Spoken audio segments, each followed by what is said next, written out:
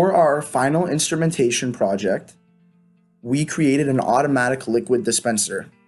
Essentially, what this dispenser does is it dispenses a certain amount of liquid to fill up different cup sizes. We have a small cup, a medium cup, and a large cup. And these cup sizes are assigned to colors so that our webcam can recognize this color and tell the system how much water to dispense. We have a water flow sensor.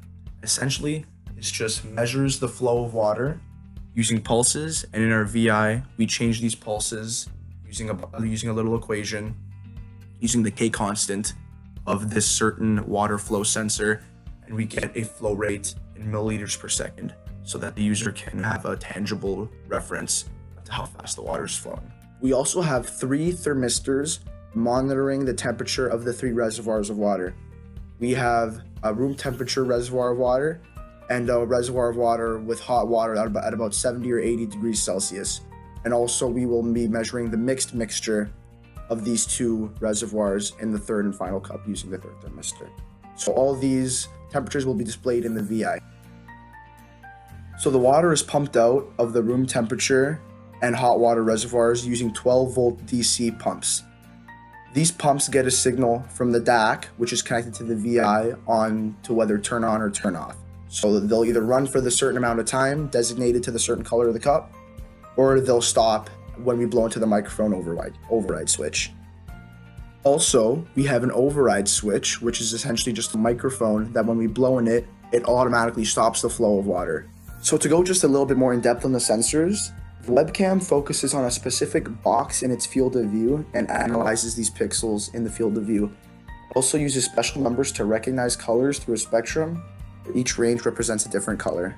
So a flow meter is an encoder essentially. So every time fluid goes through it, it turns a rotor, which adds to a tick count. And in our VI, we converted this tick count into a frequency, which we divided by the certain K value assigned to the flow meter in the spec sheet.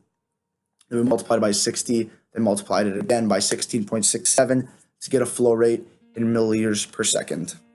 So essentially a thermistor is a resistance thermometer that responds to a change in temperature with a change of resistance. But a DAC, the Q8 USB DAC we use cannot read change in resistances, it only reads voltages. So we had to create a Wheatstone bridge for each thermistor we used to make this change in resistance into a change in voltage. And after that, because the change in voltage is kind of small, you plugged it into a differential amplifier so that the DAC would have an easier time reading it and also get a more accurate reading. So as I stated before, the 2 pumps we used are DC 12-volt pumps that are connected to the Q8 USB DAC. And these DACs only give the pumps 4 volts and the max is 12 volts. So we used a V8 volt pack amplifier to amplify the 4-volt signal 3 times to 12 so the pumps could get the maximum flow rate. Hello, my name is Vard, and today I'll be talking to you about the errors and limitations of our instrumentations project. First, I would like to talk about the pumps. Now, the pumps took a lot of pressure, and the pressure they used were too much for the solenoid valves. Therefore, the solenoid valves started to leak, and we had to remove them from our final design. Next, I'd like to talk about the mic. The mic was very poor quality and was not able to pick up sound.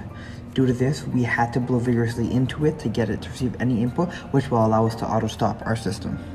Next, I would like to talk about the thermistors. Now, the thermistors were off a couple degrees, maybe 5 or 6. This could be attributed to poor or faulty wiring, as well as our calibration curves being off. We might want to use an RTD to get more accurate readings in the future. Due to the loss of our solenoid valves, we also lost a lot of precision in pouring and accurately dispensing our liquid into the cups. In the future, we would like to use solenoid valves in another way if we are able to get lower powered pumps, perhaps. Next, I would like to talk about the reservoirs. The reservoirs were of high and low temperatures, and the limitation that we only were able to get temperatures within this range. Moreover, the closer we got to room temperatures by exposing these 2 liquids to the room temperature, the shorter our range became. Finally, I'd like to talk about the VI. The VI was very complicated, using case structures and while loops. We started on it very late and were not able to incorporate the mixing of 2 temperatures given by the desired user. As my colleagues have just discussed, we believe that our liquid dispensing system has current and future potentials.